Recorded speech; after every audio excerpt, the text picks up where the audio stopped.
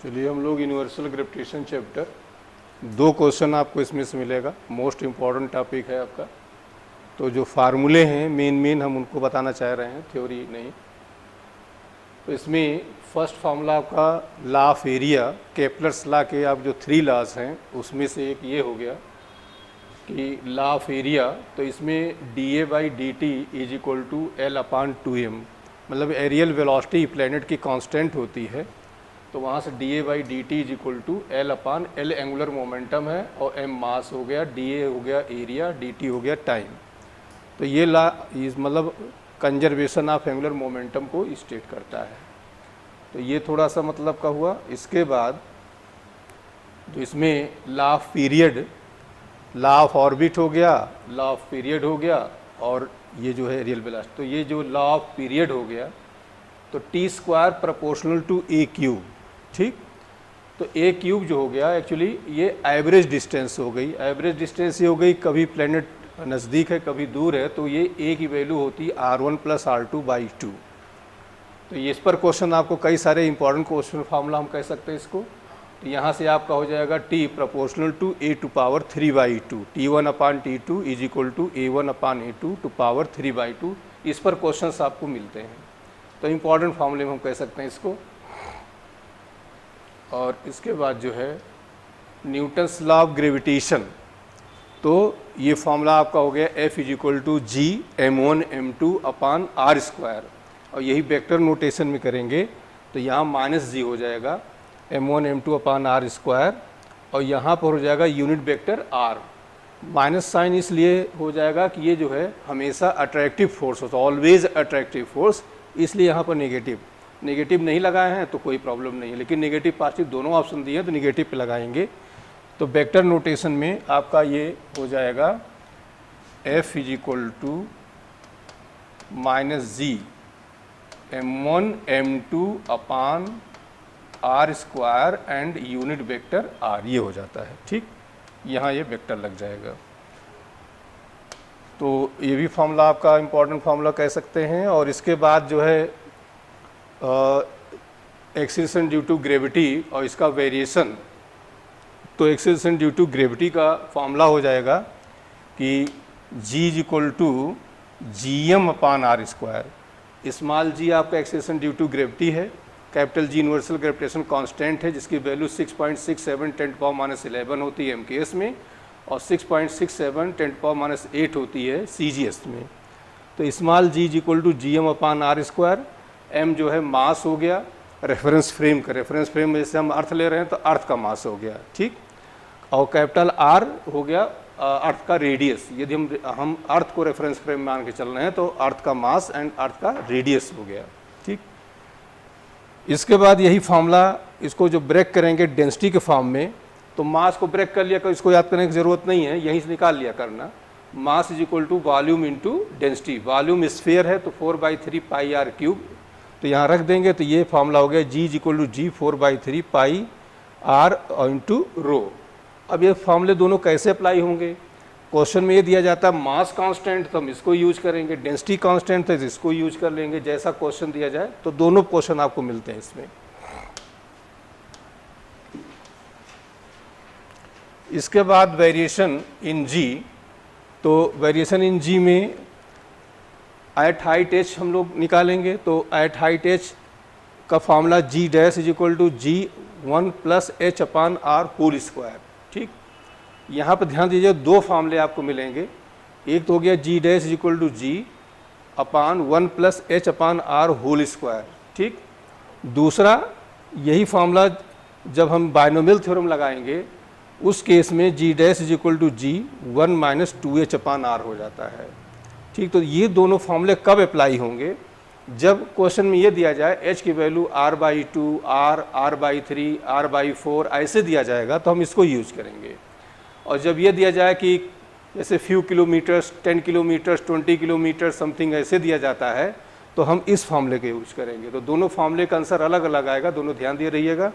तो G' is equal to G/1 + h/r²। दूसरा हो गया G' is equal to G1 - 2h/r। इसी में फ्रैक्शनल परसेंटेज चेंज का पूछते हैं।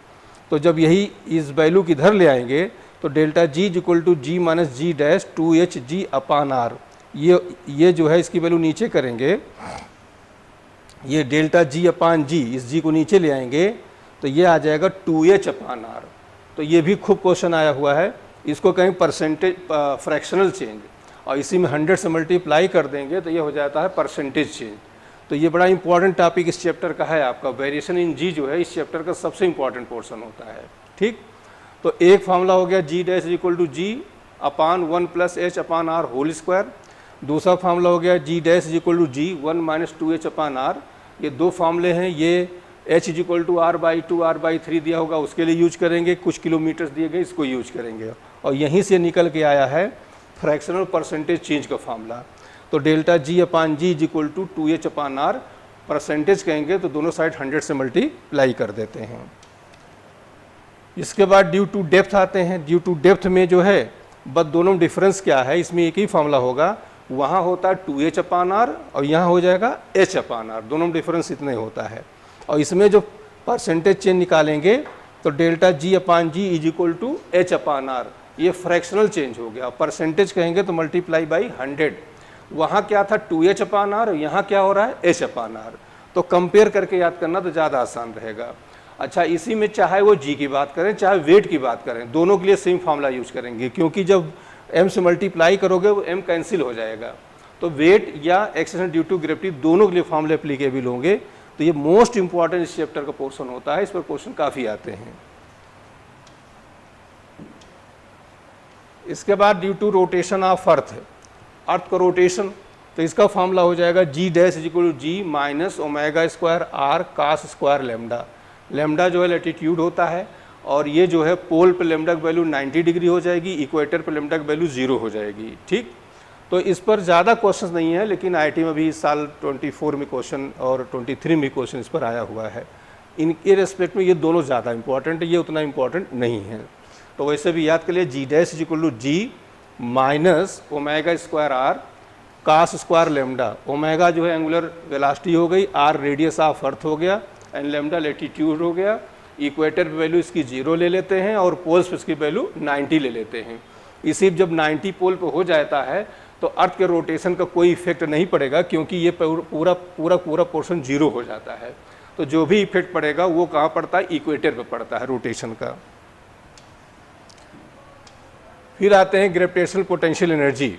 अब देखिए इस चैप्टर को हम डिवाइड करें तो एक पार्ट आपका हो जाता है इधर का जो अभी हमने आपको बताया, दूसरा पार्ट आपका ऑर्बिटल वेलोसिटी एस्केप वेलोसिटी ये आता है, और थर्ड पार्ट में आपका टोटल इलेक्ट्रोस्टैट से कंपेयर हो जाता है। तो 3 पार्ट में इसको डिवाइड करके पढ़िएगा। अब ये ग्रेविटेशनल पोटेंशियल एनर्जी, ठीक, तो इसमें क्या हो गया, W इज इक्वल टू या U is equal to mgh upon 1 plus h upon R, most important formula, इसको याद कर लीजिएगा। W इज इक्वल टू, या इसको W कहो चाहे U कहो, is equal to mgh 1 plus h upon R. अब इसी में क्या हुआ, h की वैल्यू चेंज करते जाएं, h is equal to nr कर दें। जब h is equal to nr कर देंगे तो ये फॉर्मूला हो जाएगा mgr अपान n प्लस 1। ठीक, और h is equal to r कर देते हैं तो ये आ जाएगा mgr बाई 2। यही बहुत आया हुआ है ये वाला पोर्शन। ठीक, तो h is equal to r पर w या u की वैल्यू हो जाएगी mgr बाई 2। तो आप इसको याद किए रहिएगा, इसी से जो क्वेश्चन कंडीशन दें वो आप निकाल लिए। तो फिर से याद कर लीजिए कि W इज इक्वल टू या U is equal to mgh 1 plus h upon R, mgh upon 1 plus h upon R. अब h की वैल्यू देंगे वहाँ रख दीजिएगा, आंसर आ जाएगा। तो इस चैप्टर में ये क्वेश्चन, ये वाला फार्मूला बहुत बार किया और फार्मूला पूछा गया, न्यूमेरिकल नहीं आया है। अब इसके बाद एस्केप वेलोसिटी। एस्केप वेलोसिटी में फार्मूला हो गया b is equal to √2 gm upon R is equal to √2 gr। ठीक, b is equal to √2 gm upon R is equal to √2 gr। अब यहाँ पे ध्यान दे रहिएगा, m जो है mass of reference frame, r radius of reference frame. ठीक, और यहाँ small g acceleration due to gravity हो गया। और इसी में एक पोर्शन यह आ जाता है कि एस्केप वेलोसिटी से ज़्यादा वेलोसिटी से हम किसी पार्टिकल फेंक देते हैं तो उसका फार्मूला होता है b dash is equal to √b² minus B square. इस पर भी क्वेश्चन आता है आपका। ठीक, एस्केप एनर्जी में क्या हो जाएगा, ये हो जाएगा Gmm/r। एस्केप एनर्जी जो हो जाएगी Gmm/r हो जाएगी। ठीक, तो अब इसको याद करने के लिए वही फॉर्मूला U = Gm1m2/r, वही एस्केप एनर्जी हो गया। इस तरह से याद कर सकते हैं। इस पर नहीं क्वेश्चन आया, क्वेश्चन इसी पे आपको मिलेगा। इस क्वेश्चन में क्या हुआ कि कोई ब्लैक बॉडी के लिए है कि उसका रेडियस निकालने के 2 बार क्वेश्चन आया हुआ है आपका। तो बस यहाँ जहाँ एस्केप वेलोसिटी v लिखा हुआ है, इसी v की जगह आप c लिख लीजिए, c वेलोसिटी ऑफ लाइट। तो ये किसी जो है ब्लैक बॉडी के लिए फॉर्मूला हो जाता है, उसका रेडियस निकालने के लिए, मास निकालने के लिए। तो ये क्वेश्चन 2 बार आपका रिपीट हुआ, तो इसको अलग से मत याद करना, बस यहीं पर c लिख लिया करो बस। इसके बाद ऑर्बिटल वेलोसिटी, ऑर्बिटल वेलोसिटी में क्या हो गया, v = √gm/r। अब दोनों कंपेयर कर लो, ऊपर था 2gm/r और यहाँ क्या है gm/r। वहाँ का जो r था वो अर्थ का रेडियस था, और यहाँ जो इस r होता है अर्थ का सेंटर, और जो प्लेनेट रोटेट कर रहा उसका होता है, सेपरेशन होता है। तो फॉर्मूला लगभग सेम हो गया, उसमें 2gm था और यहाँ क्या हो गया gm/r हो गया। ठीक, ये बहुत ही इंपॉर्टेंट है। दोनों का रेशियो क्या हो जाएगा, b/, यहाँ पर जब इसको और हम मॉडिफाई करेंगे तो यही √gr हो जाएगा। ठीक, √gr, और दोनों जब रेशियो लेंगे b/bo तो √2 आ जाता है। तो b/bo = √2। ठीक, ये यहाँ पर निकाला हुआ है।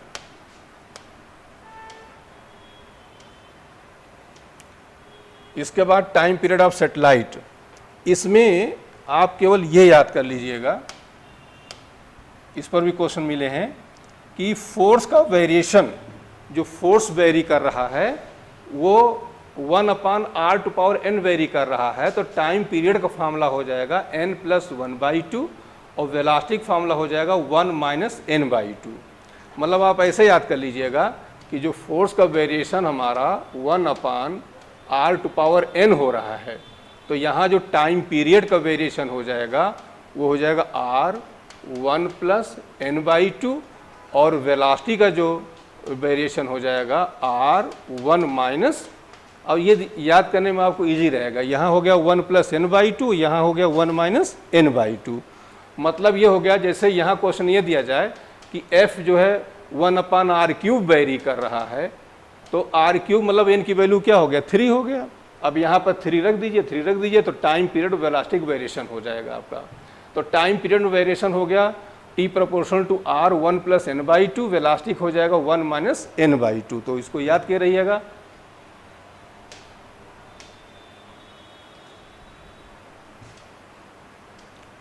इसके बाद आते हैं एनर्जी ऑफ सैटेलाइट। अब potential energy, potential energy formula वही Gm1m2/r। तो -Gm1m2/r ये हमेशा निगेटिव होती है, और काइनेटिक एनर्जी में /2 हो जाएगा, और निकालना चाहते हैं तो 12 mv² से आप निकाल सकते हैं Gmm/2r। यहाँ पर दोनों डिफरेंस ये इसका आधा होता है। ठीक, और टोटल एनर्जी दोनों को सम कर लेंगे तो यहीं बस ये /2 यहाँ पे आ गया, -Gmm/2r। u की वैल्यू हो गई -Gmm/r, k की वैल्यू हो गई Gmm/2r, और एनर्जी टोटल हो गई -Gmm/2r हो गया। ठीक, तो इसमें कभी कभी क्या है, रेशियो पूछ लेते हैं, तो जब रेशियो पूछ लें दोनों डिवाइड कर दिया करिए। ठीक, और यही चीज़ हमने आपको एटॉमिक स्ट्रक्चर में बताया था कि वहाँ पे पूछ लेते हैं कि पोटेंशियल और काइनेटिक का रेशियो क्या है, डिवाइड कर दिया करिए। ये कर्व भी आता है। अब कर्व में देखिए काइनेटिक हमेशा पॉजिटिव होती है, ये कर्व हो गया, और ये दोनों निगेटिव होती हैं, इसलिए यहाँ पर तो ये u हो गया, और ये टोटल, मतलब ये पोटेंशियल एनर्जी हो गई, और ये आपका वो हो गई, क्या कहते हैं, टोटल एनर्जी हो गई। ठीक, ये इम्पॉर्टेंट नहीं है, नहीं आता है। ये फार्मूला एक बार आपका CBSE में पूछा गया है, लेकिन न्यूमेरिकल नहीं आया था, केवल फार्मूला आया था कि BA मतलब यहाँ का √Gm/A 1 - e/1 + e, और B पैरगी यहाँ का ये हो जाएगा Gmm/A 1 + e/1, इसी का उल्टा हो जाता है। लेकिन इस पर कोई क्वेश्चन आने की उम्मीद नहीं है, तो हम इसको बहुत इंपॉर्टेंट नहीं रखते। इसके ऊपर वाला इंपॉर्टेंट था आपका।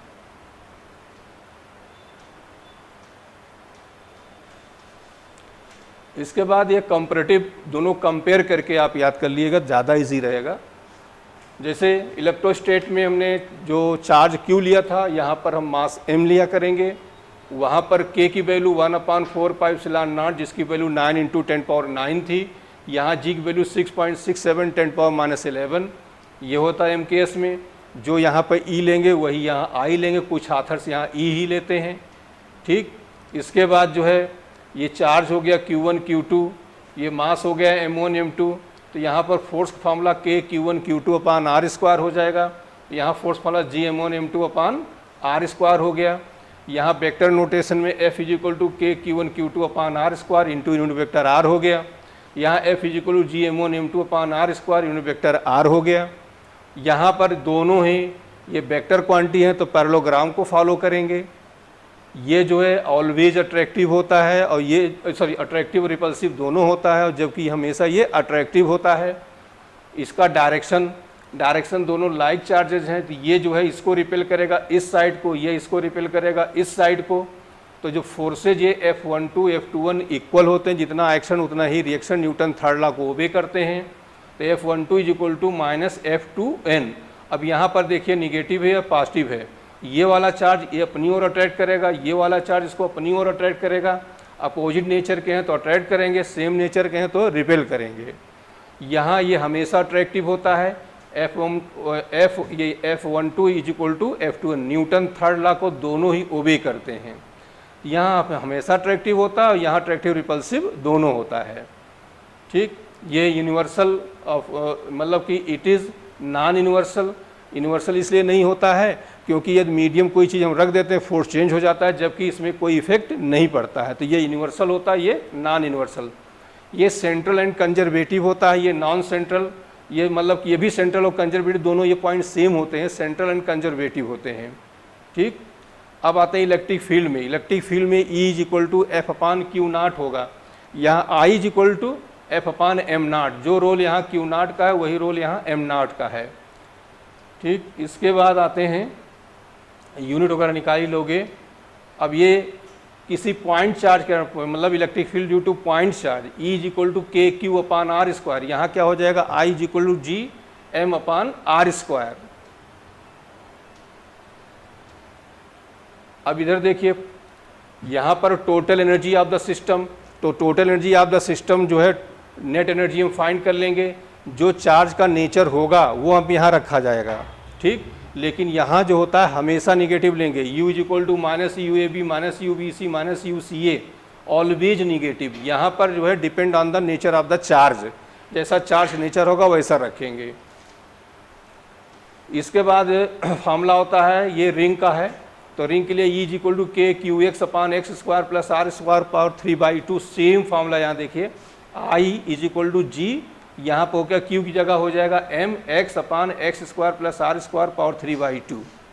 तो यहाँ पर पोटेंशियल फार्मूला K Q ये x² + r²⁻1/2 और ये हो जाएगा -G m/x² + r²⁻1/2। ये हमेशा निगेटिव होगा और वो डिपेंड करेगा चार्ज के नेचर पर।